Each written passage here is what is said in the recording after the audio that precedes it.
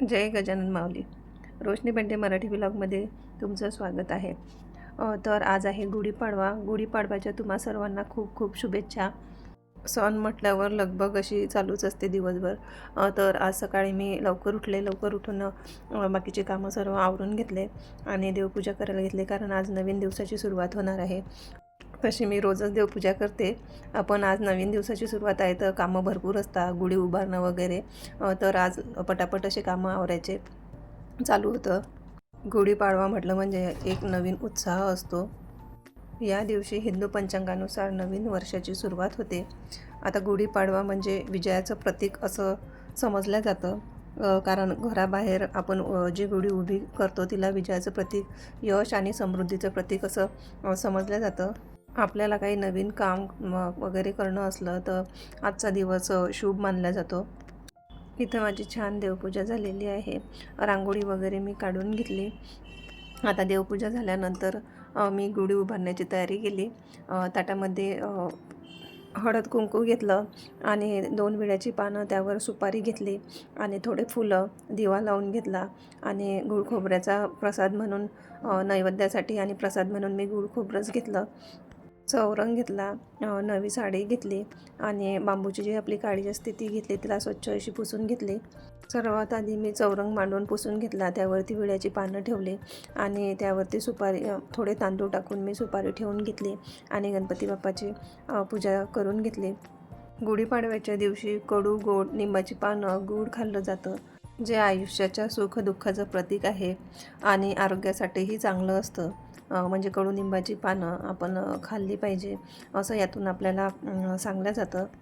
तर इथं मी गणपती बाप्पाची पूजा करून घेतली आणि कडुनिंबाची आणि आंब्याची डहाळी आणल्या होत्या, त्या पाण्याने स्वच्छ धुवून घेतल्या. तर मी इथं नवी साडी घेतली होती, तिच्या मिऱ्या टाकून घेते.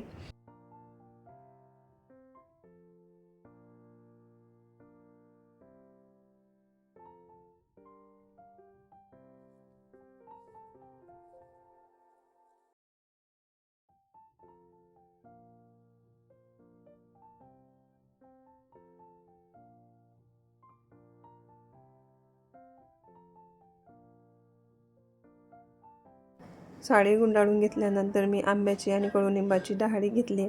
परत आपली जी गाठी असते ती पण घेतली. पाण्याचा गडवा त्यावरती उलटा ठेवून घेतला. तर इथं आपली गुढी तयार झाली.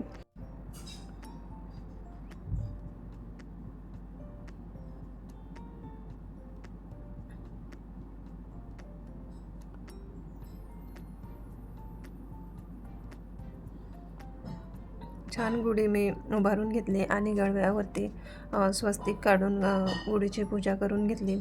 हळद कुंकू वाहून घेतलं. कुंकू लावणं झाल्यानंतर धूप अगरबत्तीने ओवाळून गुढीची पूजा करून घेतली. आज सकाळीच 8पर्यंतच गुढीचा मुहूर्त उभारण्याचा होता, तर सकाळीची सर्व कामं मी आवरून घेतली.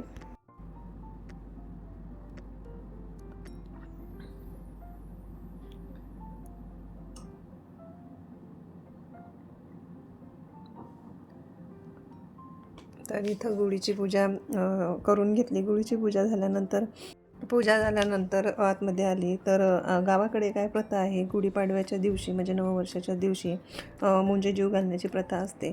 तर आता गुढी उभारल्यानंतर माझी चालू आहे तयारी मुंजे जीव घालायची. म्हणजे आपल्या देवऱ्यावरती जे मुंजे केलेले असतात त्यांना दही भाताचा म्हणून दिवे लावून एक नैवेद्य दाखवला जातो, पूजा केली जाते. तर इथं माझे मुंजासाठी मी टाकलेला भात आणि दिवे शिजून आले. गुढीपाडवा म्हटल्यावर काही ना काही घरामध्ये गोडाधोडाचं हे होतेच. तर आज थोडं बाहेरही जायचं होतं, तर सकाळी थोडी घाईच होती. तर मी ठरवलं की आज आपण नाश्त्यामध्ये शिराई होऊन जातो आणि आज नवीन वर्ष असल्यामुळे गोडाधोडाचं असं काहीतरी होऊन जाते.